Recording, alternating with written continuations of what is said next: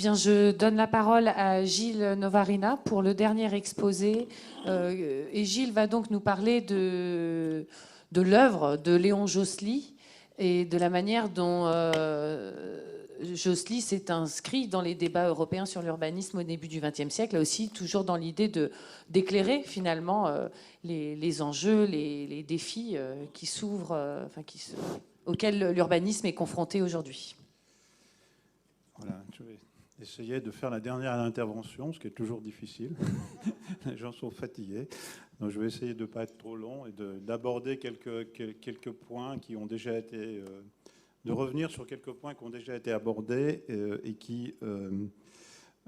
sur lesquels j'apporterai un éclairage qui est mon éclairage, qui bien entendu est soumis à toutes les discussions que vous voulez avoir sur mon éclairage. Alors, moi j'ai beaucoup hésité sur le terme de modèle. Et pour finir, j'ai parlé de référence, de figure représentative, et je pense que, comme tout le monde comprend ce que c'est qu'un modèle, il vaut mieux utiliser le terme modèle et le définir. Donc j'ai écrit 2 articles récemment sur ces questions-là, dont un dans un numéro d'une revue dirigée par Olivier Ratouy sur ce que c'était qu'un modèle. Et j'ai fini par dire qu'un modèle, c'est un réservoir de choses sur lequel les gens piochent un peu ce qu'ils veulent. À un moment donné, mais il n'y a quand même pas tout et n'importe quoi, donc on va chercher un certain nombre de choses pour éclairer, pour construire en fait des projets d'urbanisme. Et de ce point de vue-là, le rapport de Léon Jossely avec les cités-jardins est particulièrement intéressant. Mon idée, c'est de revenir sur Léon Jossely comme un personnage qui est un peu l'articulation de 2 moments de l'histoire de l'urbanisme. Celui qu'on appelle la ville régulière, dont il y a eu plusieurs déclinaisons. Il y a eu la ville classique ou baroque, la ville des grands ordonnancements, qui n'est pas la ville haussmannienne. La ville haussmannienne n'est pas une ville qui est faite sur des ordonnancements, elle est une ville qui est faite sur des tracés de voirie et le découpage du sol, ce qui n'est pas la même chose. Il y a eu Cerda, qui est encore une chose assez différente, donc ce moment-là qui est celui du Xe, XVIIIe et XIXe siècle. Et puis la ville moderne, la ville d'Essiam, sur lequel aussi il faudrait qu'on soit un peu plus clair pour savoir exactement ce que c'est, parce que je trouve qu'il y a beaucoup de contresens sur cette affaire-là. Donc voilà, et je trouve que ce moment charnière, on pense toujours que les moments charnières, ça va pencher d'un côté ou de l'autre. Non, ce serait peut-être bien de prendre en compte ces moments charnières et les personnages qui sont là à ces moments charnières comme des moments particulièrement importants, peut-être les moments les plus importants de l'histoire de l'urbanisme. Voilà. Après, je voudrais faire une deuxième... Je trouve que je remercie les organisateurs de ce colloque de nous permettre de revenir sur l'histoire de l'urbanisme, parce qu'on n'a pas tellement l'occasion, quand on est chercheur, de participer à ce type de colloque. Parce que moi, je pense que on se pose toujours les mêmes questions. On se pose toujours la question des espaces publics, on se pose toujours la question du découpage du sol, on se pose toujours la question de l'organisation des sous-ensembles qui constituent la ville, la distribution des populations dans la ville, la séparation, la mixité, le rapport entre les activités ou l'habitat. C'est des questions qui se posent toujours et que c'est intéressant de voir comment on a posé ces questions avant pour innover. Parce que si on fait, comme souvent on l'a fait dans l'urbanisme, avant nous, il n'y a rien. Par exemple, moi, je me souviens très bien d'une visite du village olympique avec François Parfait, directeur de la SET, qui nous a fait une conférence après. Il a dit, avant 1950, il n'y avait rien en matière d'urbanisme en France. Il n'y avait rien qui n'existait. Il l'a dit comme ça. Il a dit, pour ça, je suis allé aux États-Unis. Et je pense que cette façon d'être, qui est quand même très présente dans la pensée urbanistique, nous empêche en fait d'avancer réellement. Donc voilà, c'est pour ça que je trouve que ce moment est un moment intéressant. Alors, peut-être tu peux mettre la deuxième photographie. D'abord, je voulais simplement dire que si j'ai quelques justifications à parler de Léon Jossely, c'est parce que c'est moi qui fais le travail, mais un de mes doctorants qui s'appelle Laurent Delacour, qui a fait une thèse sur Léon Jossely assez détaillée. Il a publié un bouquin dans les carnets d'architectes et pas d'architecture, pardon, sur Léon Jossely récemment, et qu'on a une image assez précise maintenant de qui est Léon Jossely.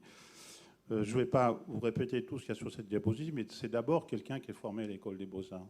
C'est d'abord quelqu'un qui va dessiner ses plans comme on dessinait les projets de place publique quand on faisait un concours à l'école des Beaux-Arts. La façon d'aborder la question de l'architecture et de l'urbanisme de ces architectes urbanistes est absolument importante. Il a eu des fonctions universitaires, dans l'enseignement supérieur, il a été professeur à l'école des Beaux-Arts, il a été en charge de l'atelier d'art urbain, donc l'atelier d'urbanisme à l'Institut d'urbanisme de Paris, qui s'appelait à l'époque l'école des hautes études urbaines. Il n'a pas eu un rôle si important que ça dans l'Institut d'urbanisme, même s'il a joué un rôle important en tant que chef de l'atelier, mais ce n'est pas lui qui a qui a construit, s'il y en a une, la pensée de l'école française d'urbanisme ou du mouvement français d'urbanisme, c'est plutôt quand même Marcel Poët ou les gens qui tournaient autour de Marcel Poët que lui. Il était quand même le praticien qui participait à des débats avec d'autres personnes. Il a été président de la Société française des urbanistes, ça a été dit, et il a quand même réalisé, ou il a été lauréat de plans importants, dont celui de Barcelone et celui de Paris, plus un grand nombre de plans de villes de province, dont Toulouse, sa ville natale, et Grenoble. Même si ces plans, quand même, il faut le dire assez rapidement, ne sont pas des plans qui ont eu un succès merveilleux. Ils ont été assez peu appliqués. Et c'est quand même ce qu'il faut dire aussi, là je fais une petite incidence, les grandes villes, c'est les mauvais élèves de l'application de la loi Courtenay. Le plus grand nombre de plans qui ont été approuvés, c'est les petites villes, les stations, les lieux de villégiature, plus que les grandes villes. Tu peux passer. Dans ce cas, donc le plan Josely, je dirais juste quelques mots, mais je m'appuierai un peu là-dessus. Donc il a fait le plan de Grenoble. Il a fait le plan de Grenoble en même temps qu'on fait l'exposition de la houille blanche, qui est un moment excessivement important de mise en scène de la relation industrie, recherche, université, qui a fait le succès de Grenoble pendant un certain nombre d'années et qui aujourd'hui fait plutôt son insuccès. Donc voilà, et tu peux passer. Donc tu peux passer. Oui, juste voilà. La deuxième, bon, c'était juste pour dire que juste celle d'avant a simplement un intérêt, c'est qu'elle montre l'évolution de la population de Grenoble, qui est une ville qui croît très rapidement à ce moment-là. Josely intervient dans les années 20 et en fait il construit ses prévisions démographiques sur le résultat de la croissance de la population qui arrivera en 1936. Il se base sur 150 000 habitants. Et là vous avez les différentes dates. C'est quand même relativement intéressant de savoir que pourquoi Paul Mistral, maire socialiste de Grenoble, fait venir Josely, parce qu'il sait qu'il est de la commission supérieure des plans d'aménagement et d'extension et que son plan aura des chances d'être mieux vu par la commission et le ministère de l'Intérieur qui doit approuver le plan. Donc voilà. Donc le plan Josely, c'est un assez beau plan, on a une assez belle représentation. Il fixe un certain nombre de choses, je reviendrai un peu plus dans les détails, mais sur les grandes options, il démolit les fortifications qui passaient sur le sud de Grenoble, il crée un système de grands boulevards, il libère ce qu'on appelle aujourd'hui le parc Paul Mistral, qui est un parc central de Grenoble assez important. C'est le lieu où il y aura l'exposition internationale de la houille blanche, et ça deviendra un des grands espaces verts de Grenoble. Il envisage un déplacement de la gare, c'est pour ça qu'il est connu. Il déplace la gare de l'ouest de la ville au sud de la ville, et il imagine une extension de la ville vers le sud avec un système de voies qui converge vers cette nouvelle gare.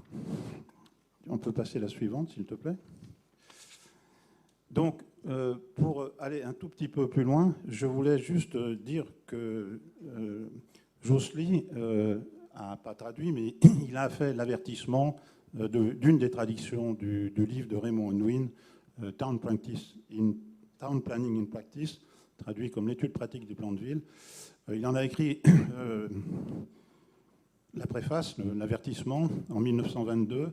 Il y a une deuxième traduction de ce livre qui existe, qui a été fait par Henri Sellier, que Jean-Paul Frey a exhumé il y a assez peu longtemps. Ça montre l'importance de ce livre produit par un des grands architectes urbanistes anglais, un des grands théoriciens du planning en Angleterre, la manière dont il était bien connu par les milieux qui tournent autour de l'école des hautes études urbaines à cette époque-là, et comment il a pu servir, sinon de modèle, du moins de référence.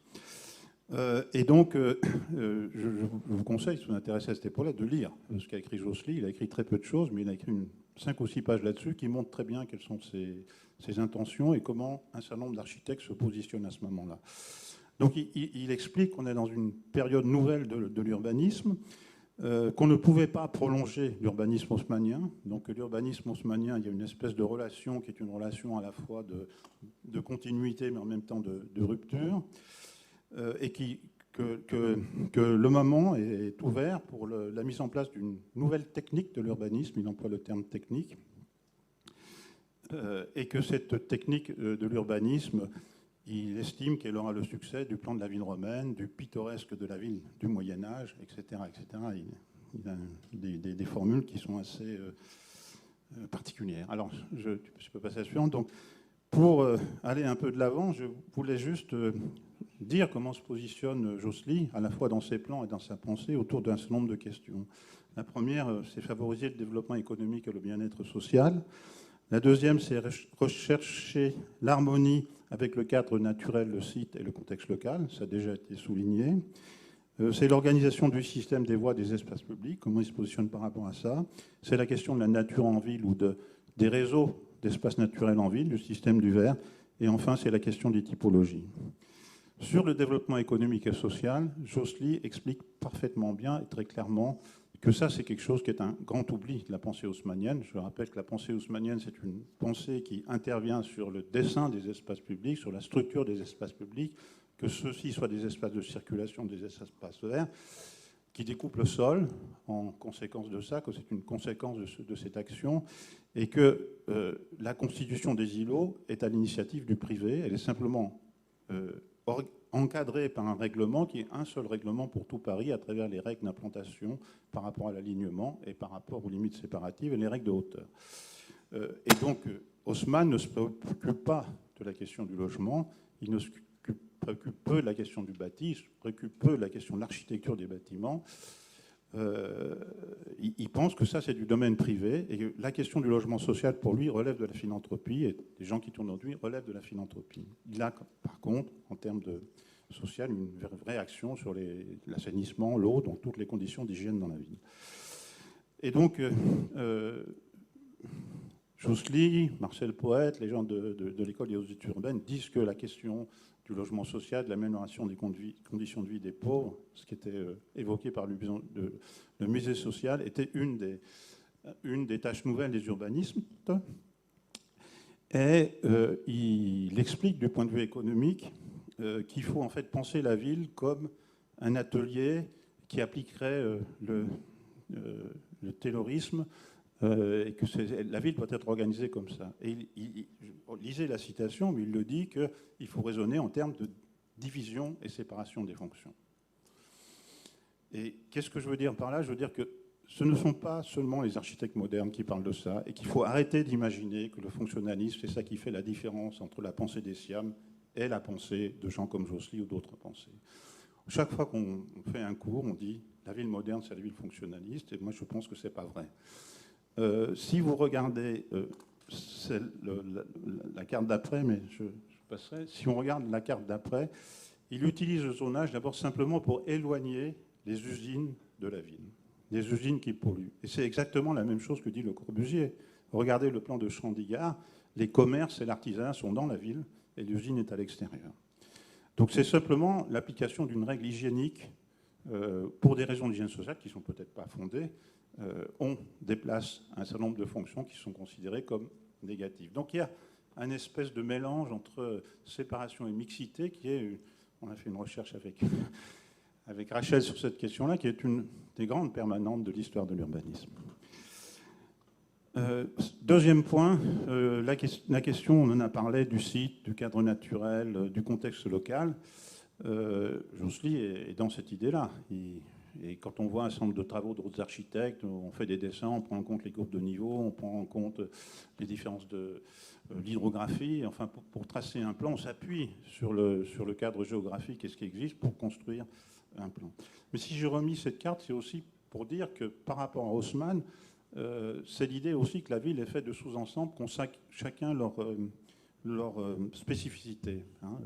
Haussmann, c'est la ville contre les quartiers, si je caricature les choses. C'est un seul règlement pour tout Paris. C'est tous les quartiers de Paris qui doivent évoluer dans la même direction. L'urbanisme de la loi Cornudet, c'est respecter les différents quartiers. Si tu passes après, tu peux aller juste après. Non, celle d'avant, excuse-moi. Là, on a le règlement d'urbanisme du plan de Grenoble et on voit très bien la manière dont le centre-ville, on prend en compte les hauteurs existantes, on prend en compte la largeur des voies existantes.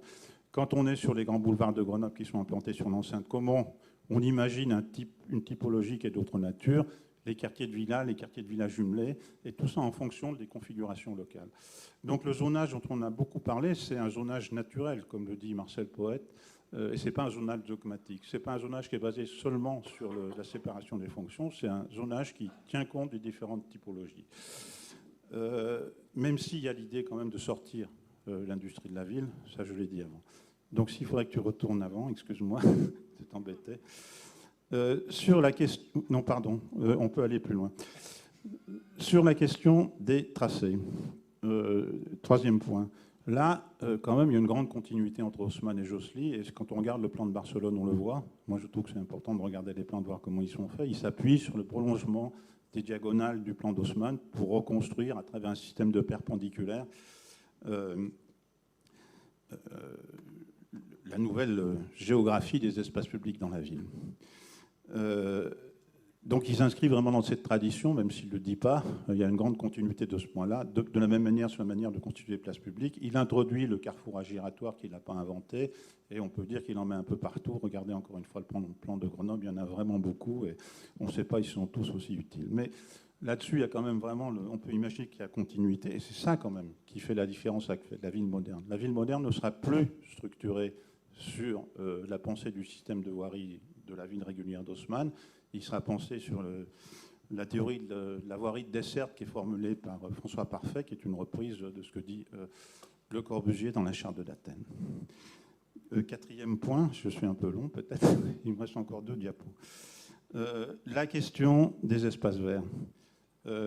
Et donc, ça c'est une phrase, hein, il faut réaliser le mélange intime du cadre naturel et du milieu urbain, ou si le cadre ne s'y prête pas, ramener dans le milieu urbain la nature, par un énorme développement des plantations.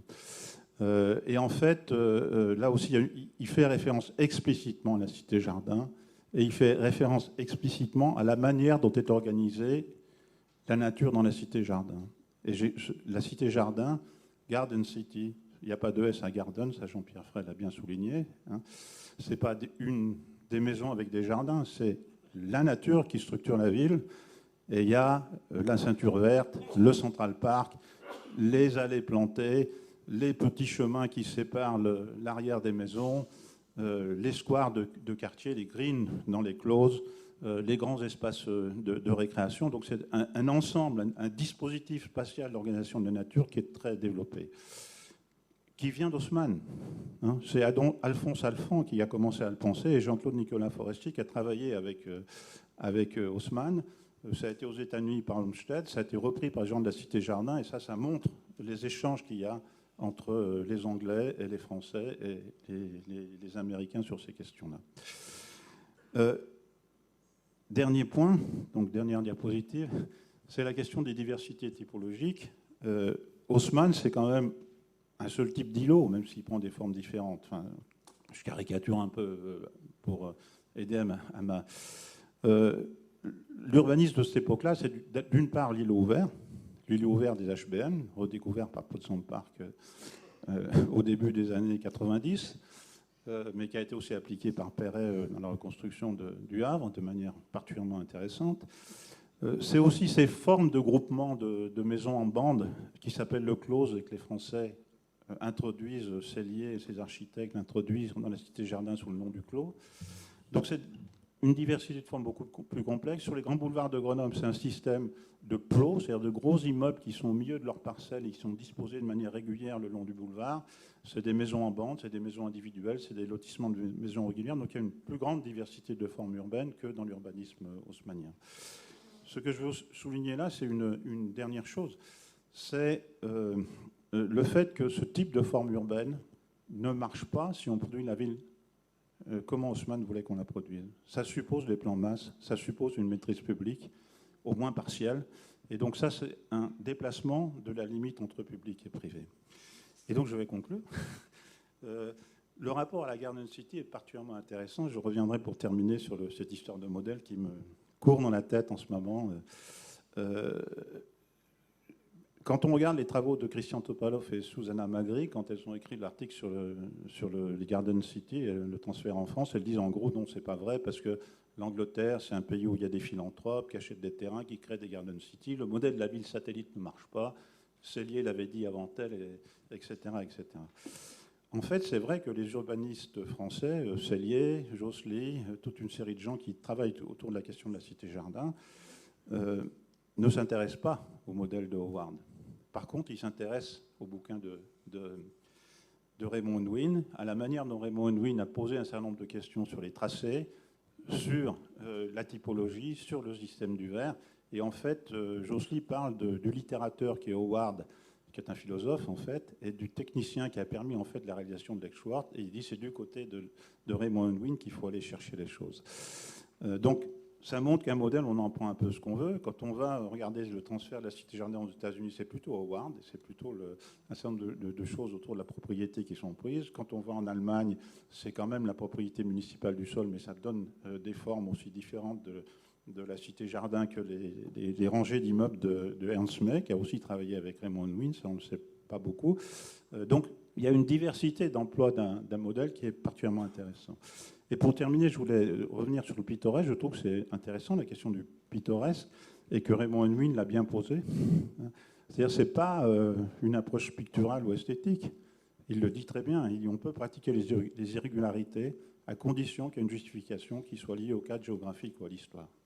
Mais autrement, il ne faut pas le faire. Donc il n'oppose pas le pittoresque au régulier. Il dit qu'il faut utiliser les deux et qu'on ne peut utiliser le pittoresque que dans ce cadre-là, très strictement limité. C'est la même chose que disait Camille Ossite avant lui, que Le Corbusier a dit, cette phrase absolument absurde sur le chemin des ânes. C'est exactement la même chose. Et donc, il y a une série de choses qui se reproduisent. Et moi, je trouve que si on part de définitions un peu précises, on évite parfois des faux débats et on peut aller un peu plus loin. Je vous remercie de votre attention. Merci beaucoup, Gilles Novarina, de cette dernière intervention.